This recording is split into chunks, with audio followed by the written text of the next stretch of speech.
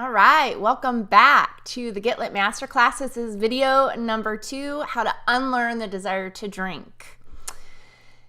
If you haven't watched video number 1, I want to recommend that you scroll down to the video number 1 link and watch that. We talk a little bit about why we overdrink and why it's so hard to quit. And in this video, we're actually going to be talking about unlearning the desire to drink. How do we rewire our brain and our body so that we no longer have the physical cravings and urges to drink? And then number 2, we're also going to be talking very briefly about a few things we can do to naturally raise our dopamine levels.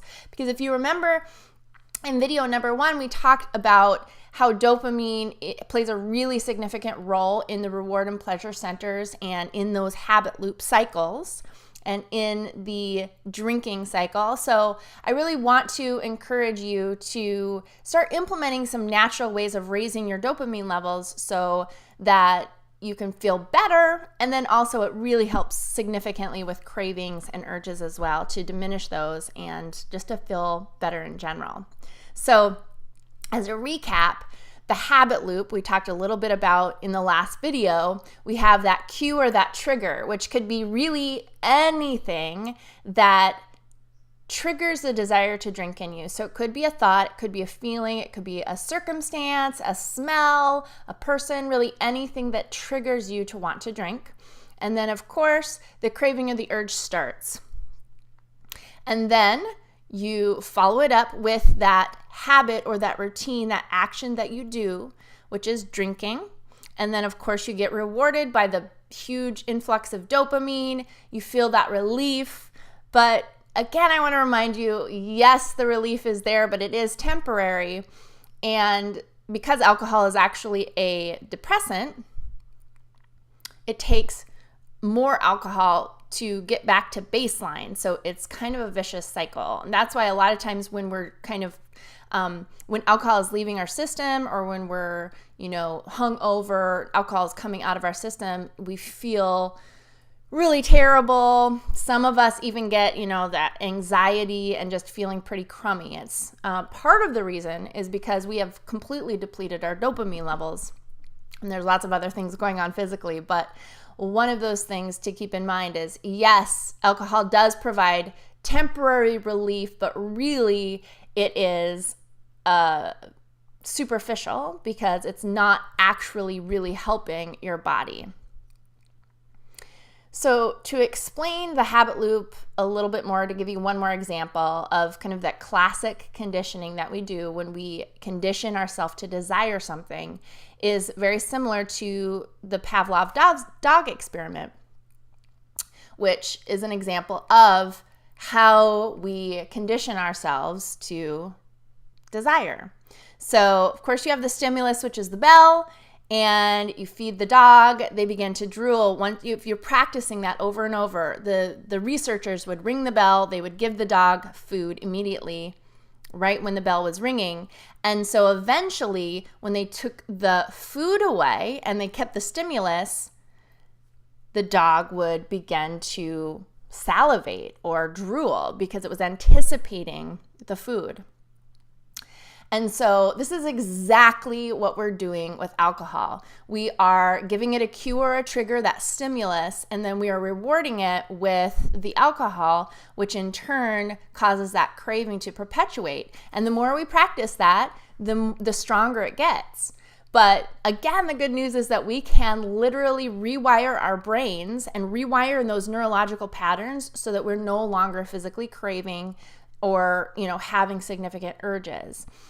And truly, it's not a problem, it's simply a pattern. And that pattern is trigger.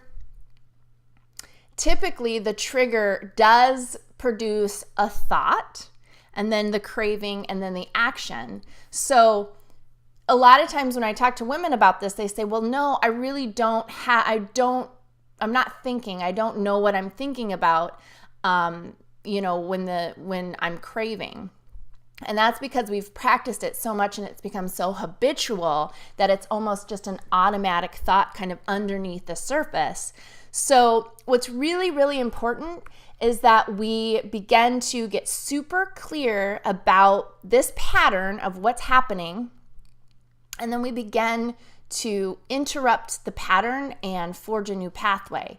Because just like that rutted, grooved dirt road, we can absolutely change pathways. We can drive on a different road, but especially in the beginning, it takes a lot of focus and a decision to make the change. You have to get both hands on the wheel, and depending on how deep those grooves are, you really have to use your concentration and your strength to get that car, that wheel up and out of that rut, out of that groove, and onto a new pathway, deciding where you want to go instead of being taken by this automatic response. You can get up and out and forge a new pathway, the life that you want to live, the habits that you want to have to bring you closer to your highest potential. So the great news is that you absolutely can move into a new groove simply by changing your thoughts with new thoughts, new feelings, new behaviors. And eventually, as you practice those new behaviors and those new ways of thinking and feeling, it will become a new habit. And that old pathway will atrophy and fall away, and you will be on a new path towards that happy life that you desire. So the way that we do this is become a self-expert. So if you remember in the previous videos, we talked a lot about the two wolves, right? That analogy of the two wolves, the good wolf and the bad wolf, or the lower brain and the higher brain, that primitive part of our brain and the prefrontal cortex. That prefrontal cortex represents your highest self. It represents the part of you that really wants to live into the full potential, that no longer wants to be a slave to those drinking habit cycles that are taking you down a path that you no longer want to. So we're calling that part of your brain the addicted part of your brain. Whether it's physical or emotional addiction, it is addicted to the drinking cycles that we've created. And it's created that really, really strong desire. So we talked about how it really drives you in ways to keep it alive and really support those habit cycles. So becoming a self-expert is really the first major step in strengthening that prefrontal cortex, strengthening the higher, more rational part of the brain, and put it in the driver's seat. And in order to do this, you really need to get very aware of how the addicted brain works, how it works inside and out, what is going on, meaning exactly how, when, and why your addicted brain wants to, most likely is triggered and starts competing with that rational higher part of the brain for control. And really, once you figure that out, you become a self-expert. And in the 45-day Get Lit program that we're starting October 15th, we learn to use lots of cognitive and behavioral therapy skills to really understand your unique patterns of thinking and feeling as it relates to your drinking. Because everybody is different. We experience this cycle differently. And so the first step in becoming a self-expert around your drinking habits is identifying the triggers. And these triggers, as I mentioned before, can be internal or external. It's really just getting super clear about what feelings, what thoughts, what circumstances, what situations are causing you to want to drink. So internal triggers could be negative or positive emotions. And then external triggers could really be anything: people, places, situations, activities, things that trigger, number one, a thought, and then number two, brings you right into that craving and then into the action. So what are some of the trigger thoughts that come in when you're in a situation that you normally drink in? Maybe it's just a simple thought like, I want to drink. I want to have a drink. I deserve a drink. Wine makes me relaxed and I'm going to have a drink. So getting really, really clear about what are the specific triggers that get you going. And many of you might be thinking, well, I don't know what my triggers are. And here's a really good test to find out exactly when you are triggered and when you begin to crave. Many of us aren't feeling our cravings or urges because we're simply giving in to them and not feeling them. But when you decide to take a little break from alcohol, all of those triggers will come up. You will very quickly discover what the triggers and the cues are for causing those cravings. You'll also get a lot more clarity around your thinking and what the addicted brain tells you, and because it's trying to trick you into keeping that habit cycle going, right? So when you take a break from alcohol is when you get all that clarity. The triggers, you become very aware of your triggers. You know, what are the negative emotional states that cause you to want to drink? Because drinking when you have a negative emotion is a very common way of self-medicating, or what we're doing is we're essentially buffering ourselves. We don't want to feel those negative emotions, so we have a glass of wine or two so that we can buffer those feelings. Many of us are very nervous about experiencing negative emotions. We, just like the primitive brain seeks pleasure, it also wants to avoid pain. And many times our primitive brain views negative emotion as dangerous because it's uncomfortable, and we haven't been taught, most of us haven't been taught the emotional intelligence that we need to allow an emotion, to process an emotion, and not to interpret it as danger. This is, again, a skill that we go through in my 45-day Get Lit program. But if we haven't learned how to do that, if we haven't learned how to identify our emotions and recognize that they're not dangerous, they're not going to hurt us, and learning how to really hold space for those feelings and process them in a healthy way. If we haven't learned how to do that, our primitive brain will come up with coping mechanisms such as drinking to buffer ourselves from feeling those things. So a lot of negative emotions like anxiety or stress or loneliness or boredom, things like that, really can trigger a lot of women to want to have a glass of wine or two. And then the external trigger points, I mean, it could be any kind of interpersonal conflict, there's social pressure and things like that, of course.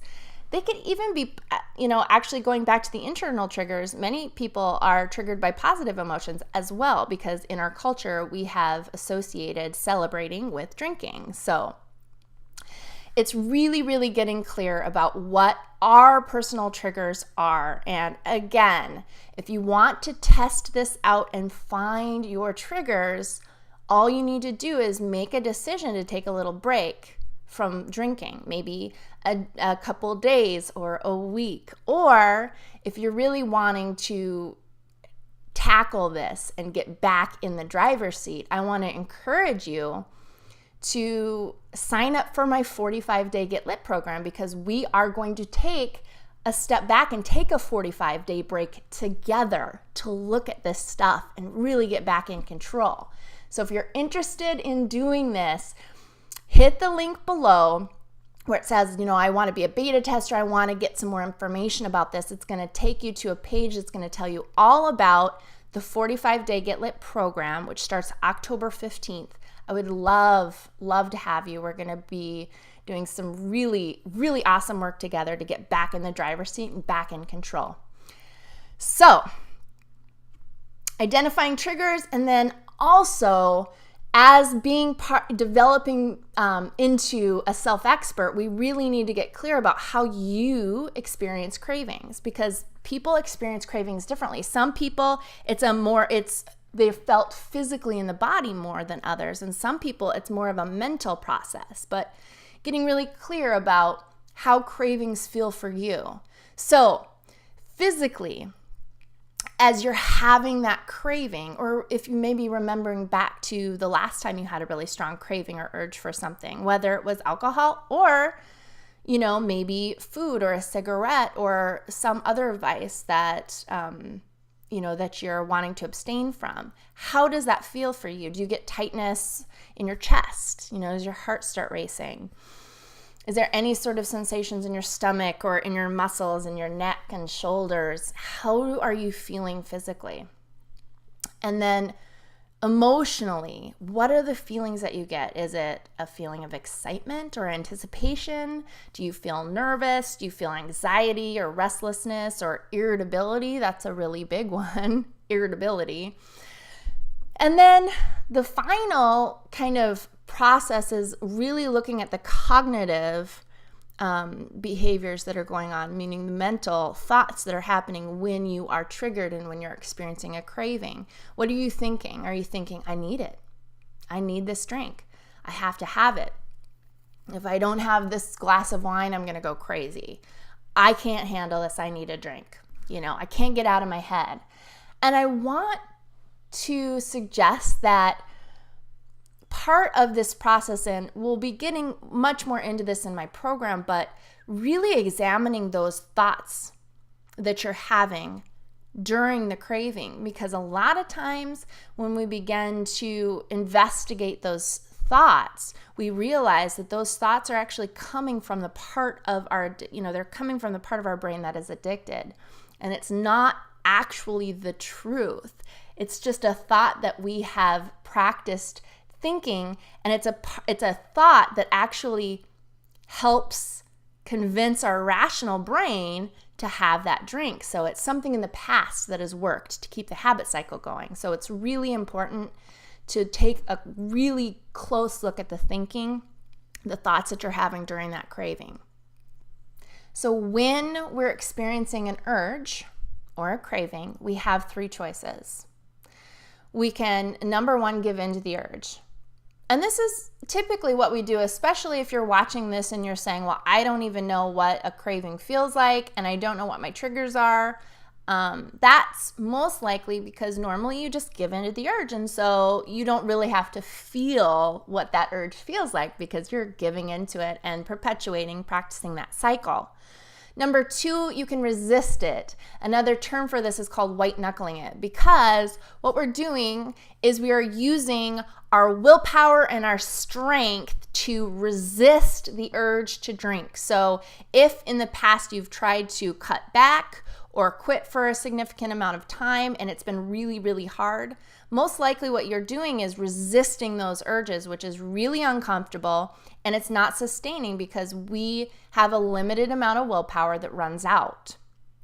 So what we need to do is learn how to allow the urge, really accept it and experience it and feel it. And in my 45-day program, we really talk a lot about different practices and techniques and ways of allowing the urge, because this is the key. This is what we need to practice in order to eventually allow those cravings and urges to dissipate and fall away. If we're not allowing and experiencing the urge, we're never going to get to the other side where we're no longer feeling those urges and cravings. If we're continually resisting them, we will continue to resist them, and it will be very uncomfortable and it will be very hard. So if you're wanting to make long-term changes, learning how to ride the wave of the urge is really, really important. And again, in my 45-day program, we really go into much more detail. We talk about a lot of different cognitive behavioral skills that will allow you to ride those out successfully, and eventually they disappear and go away, which is amazing. This is really an essential part to becoming a self-expert, beginning to really notice all of the sensations, all the thoughts, all the emotions that you are experiencing during a craving. Because, as I mentioned before, cravings are really different for everyone. And the first step to really beating a craving is taking a look at each of these features of the craving and really understanding how you experience it. How are you experiencing that in your mind? How are you experiencing it in your body? The second piece of this, and it's what allows you to observe the craving, is learning how to be the watcher. And this is almost like another way of looking at this is kind of putting on your detective hat, or you're kind of being a scientist, right? You're observing yourself, but really with a lot of acceptance. So you're kind of neutral. You're not being hard on yourself. You're not judging the situation. You're being neutral and you're accepting. And you're also going into this and observing yourself with a lot of curiosity. That's what scientists and researchers do, right? They have to go into a situation without any judgment or any predetermined ideas of how it's going to end up. And in order for us to really become the watcher and get really, really good at being a self-expert is for us to learn how to observe ourselves with a lot of acceptance and curiosity, really observing our behavior and our thinking and our feelings. So the more frequently you're able to recognize and anticipate those habit cycles, the drinking cycles that are when they're taking hold of you, the better you get at intentionally using your prefrontal cortex to make healthier choices for yourself. So each time your higher brain wins control over the behavior, it gets stronger and stronger, and the lower brain begins to lose a little bit of its power over your behavior. So being the watcher, essentially you're shifting your perspective so that you can observe yourself and recognize that you are not your emotions, you're not your thoughts, you're not your body. You can step back and observe. And this in and of itself, this practice of stepping back and observing is actually, there's a lot of relief in it, because when you shift your perspective, you're able to let go of some of that resistance in the body. And really, you can watch your reactions, your automatic responses to things, your emotions, your thoughts. The more you practice this, what happens is you begin to create a space between the stimulus and the response. So I'm sure there are situations, outside of drinking where we're reactive, right? I know I am. Sometimes as I'm parenting, there'll be a certain behavior that my son will have and I'll react to it. And typically when I'm reacting, it's not coming from my prefrontal cortex. It's not coming from a loving place.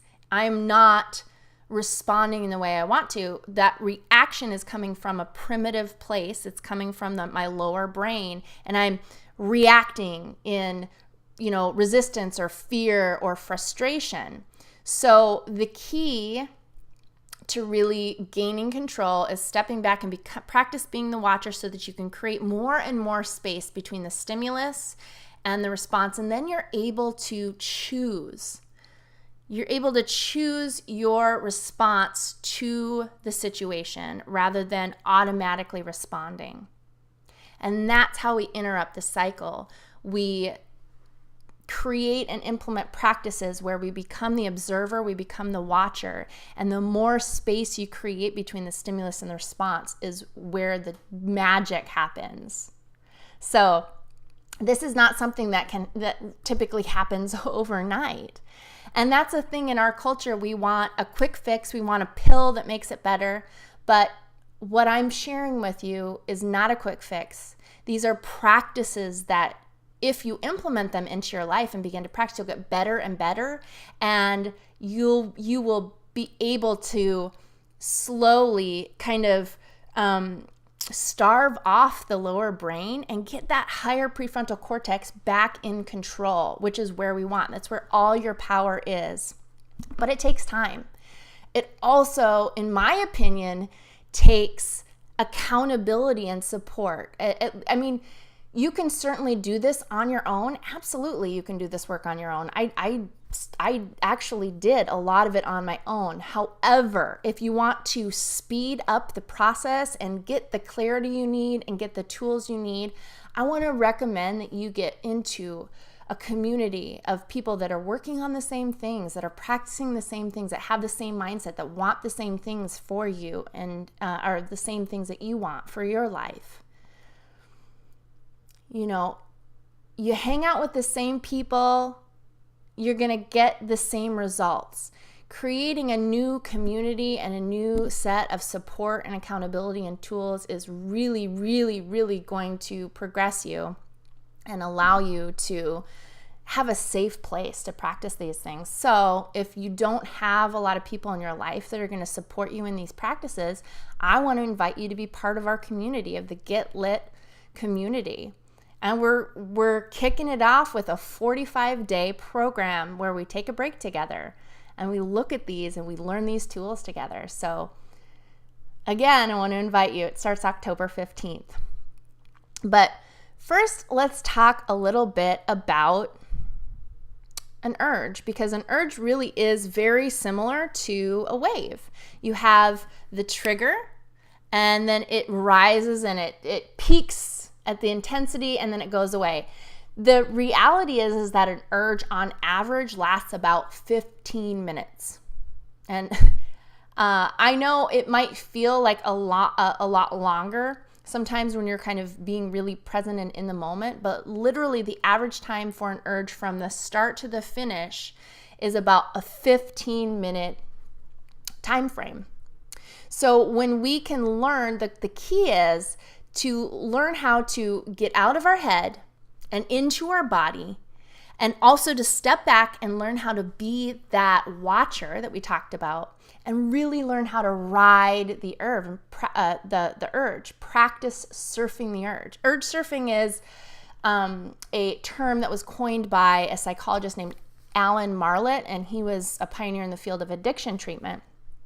And essentially, he talked a lot about learning how to be present and be mindful and be aware. And so urge surfing, as I mentioned before, you have that ramp up period as it triggers up to a peak of intense high, and then it ramps down or falls off. And so some of the things that you can do to practice urge surfing is getting in your body. So really conscious deep breathing is a really wonderful way to bring your focus into your body, taking some really deep breaths and really just allowing yourself to have the willingness to let go of that behavior to eliminate your pain, to really be willing to just be in the feeling, be in your body for the next 15 minutes and ride it out.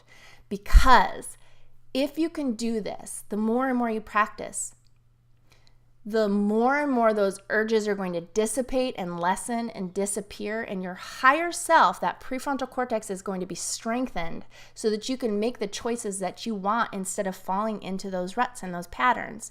So there is a reward at the end of this. There is a reward for the practice. It gets easier and easier, and you're able to do the things you say you want to do. And that cognitive dissonance begins to lessen as well, because you are gaining back the control that you want, instead of letting that lower brain control you. So breathing, being in the body. And now number 2, this says removing yourself from the situation if you can. Now, I have a couple thoughts about that. Removing yourself or distracting yourself is definitely a tool. If you feel like that's the only way that you're not going to engage in the behavior, if you're not, the only way you're not going to drink is by distracting yourself, go for it. Go for a walk, call your best friend, go to the gym, take a bath, have some tea, read a good book, do whatever you can to kind of distract yourself or shift your thoughts to something else.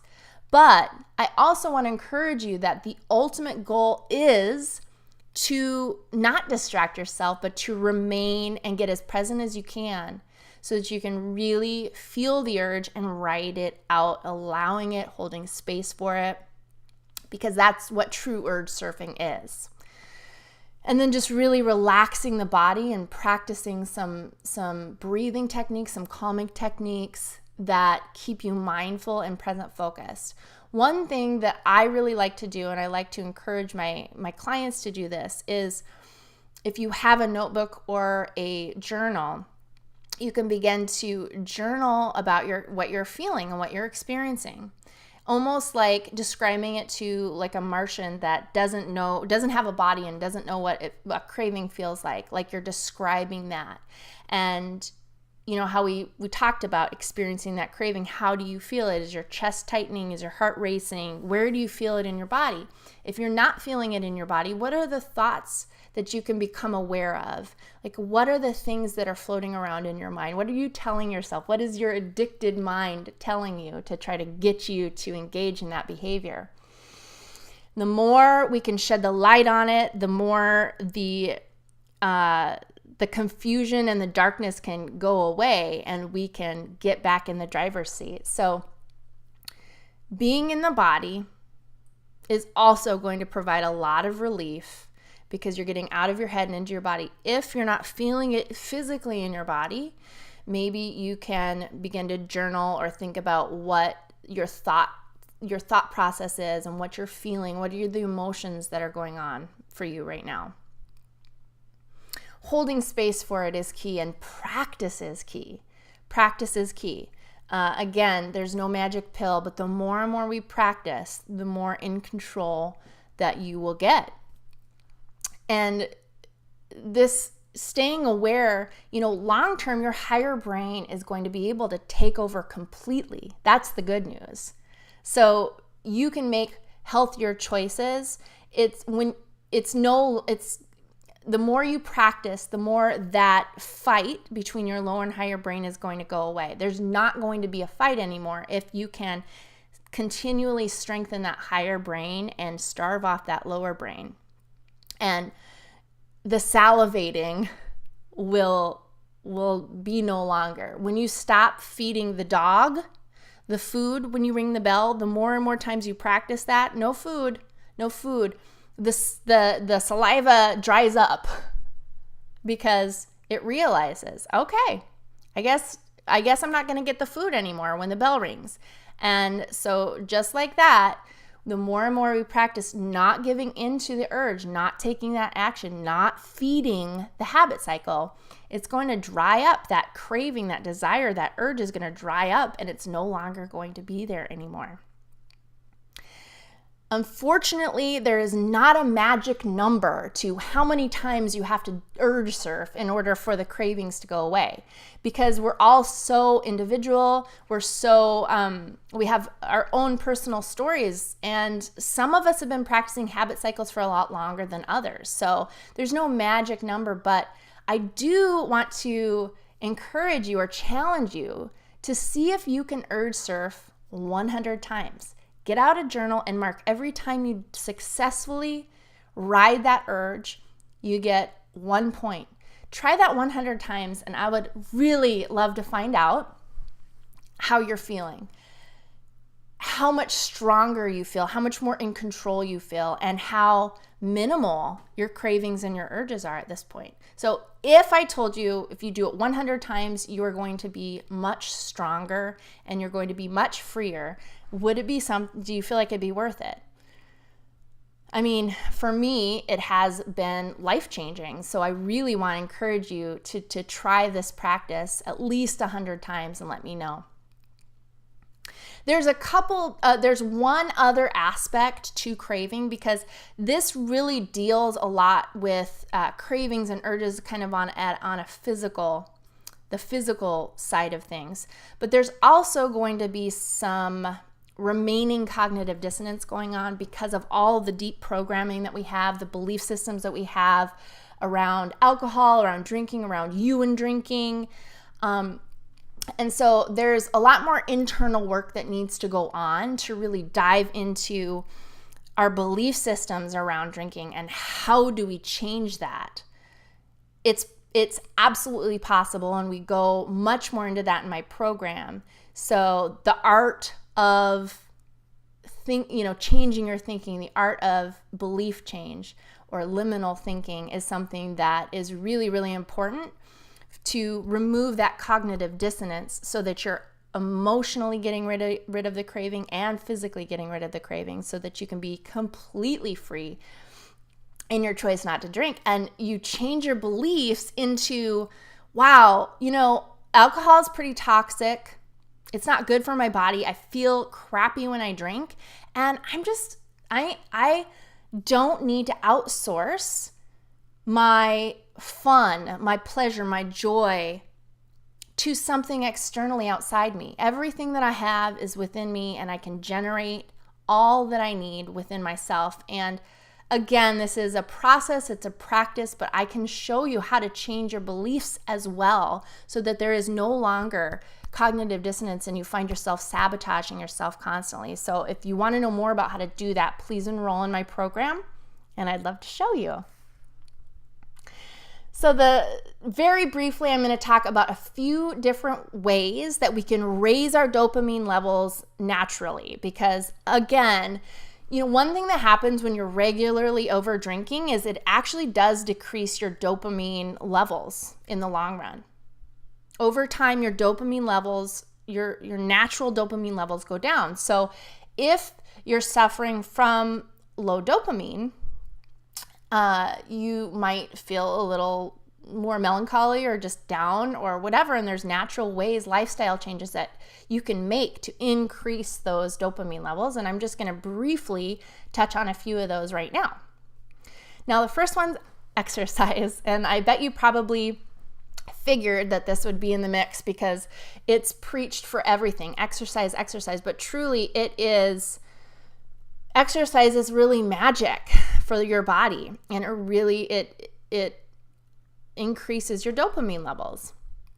It also increases your dopamine receptor count and dopamine activity. So they suggest that you get at least 30 minutes a day, but even you can get noticeable results in even just 10 minutes of low impact exercise. Take your dogs for a walk, take a hike.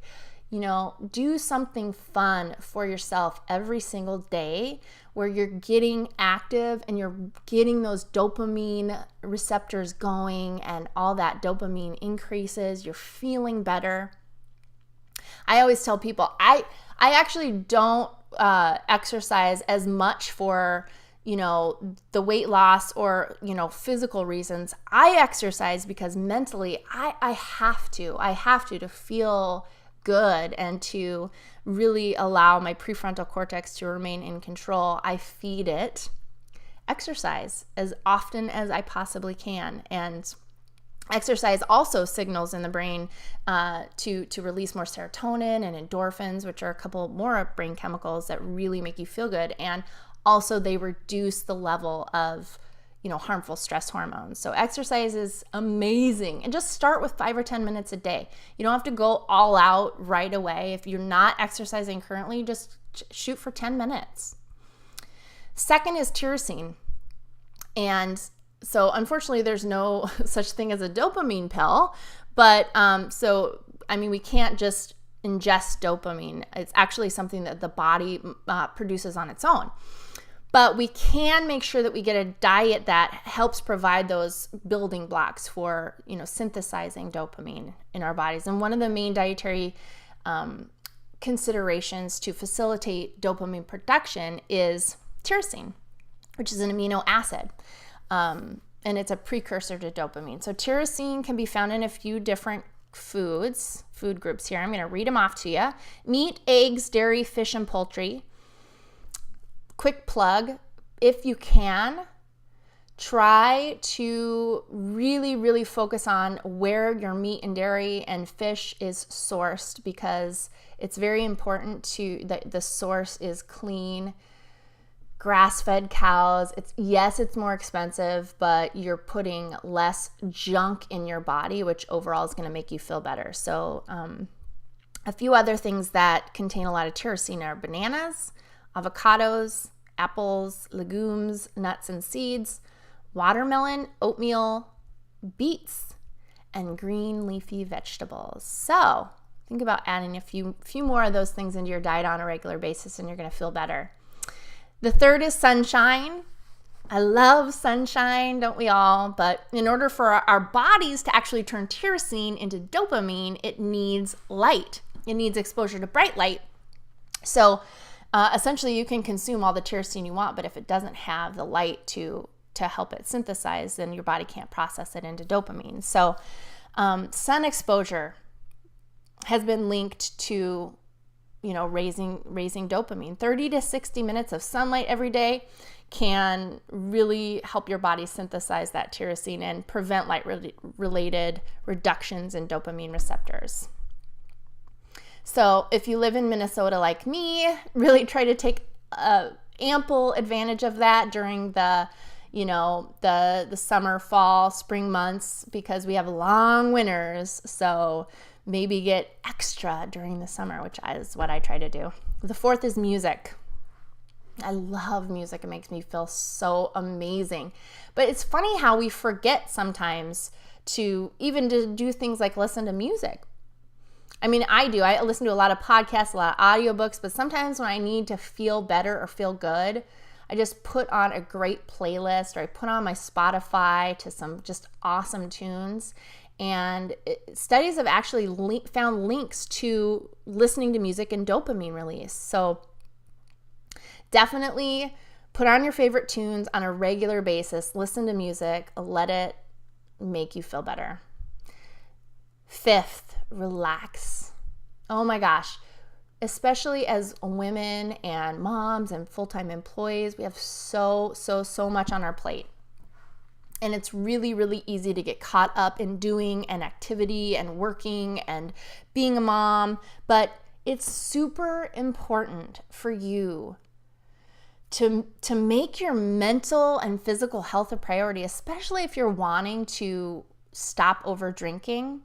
Relaxing is a key to reducing stress, because prolonged stress exposure has obviously been shown to reduce dopamine levels. It also, as I mentioned, I think in video number 1, it kind of damages or dampens our prefrontal cortex and being able to utilize that. When we're in that fight or flight or that stress response and we have these stress chemicals going on, it's a lot less likely that we're going to be able to be the watcher and observe ourselves. There's a lot more reactivity when we're stressed out. So it's really important to try to cut out as much stressors as we can from our life, as much as possible, especially if we're doing things like over drinking, overeating, things that are really not making us happy. A big reason for that is all the stress and the doing and the activity and the go. So reducing stressors and developing really healthy coping mechanisms so that you can protect against those stressors affecting you as much. Things like, meditation and prayer, yoga, massage. These are really great ways, just finding your own special ways that help you relax. Maybe it's a hobby like sewing or knitting. If you live by a beach, going to the beach and just sunning, reading. Don't feel guilty for taking that time for yourself, because it's a chain reaction. The time that you take for yourself is going to lower your stress levels. It's going to raise your dopamine, and that is going to allow you to be in more control over your life. And when you're happier and you're more in control, you're a better person to be around. You're more enjoyable to be around. You're a better mom. You're a better lover. All of those things. So it is absolutely not selfish to relax more and to take time to care for yourself. Okay? So I give you permission to take care of yourself on a regular basis. And then the sixth way to naturally raise your dopamine levels is to challenge yourself on a regular basis. So when we accomplish a goal, our brain releases dopamine. Isn't that cool? So setting and reaching goals is a really great way of increasing dopamine levels naturally. And even little things like making your bed or ticking things off on your to-do list, that actually releases a little bit of dopamine. So maybe putting a few things together and challenging yourself with something like a physical challenge, like maybe something that you can train for or, look forward to. So you're getting the regular exercise, maybe you're getting outside in the sunshine and you are challenging yourself to accomplish something new, something that you can be proud of. It's a really, really wonderful way of raising your dopamine levels. So that just gives you a few really quick things that you can start implementing into your life so that you can feel better and raise those dopamine levels. I hope this video was meaningful for you. I hope that you got something out of it, and I'm really looking forward to seeing you in video number 3. All right, have a great day.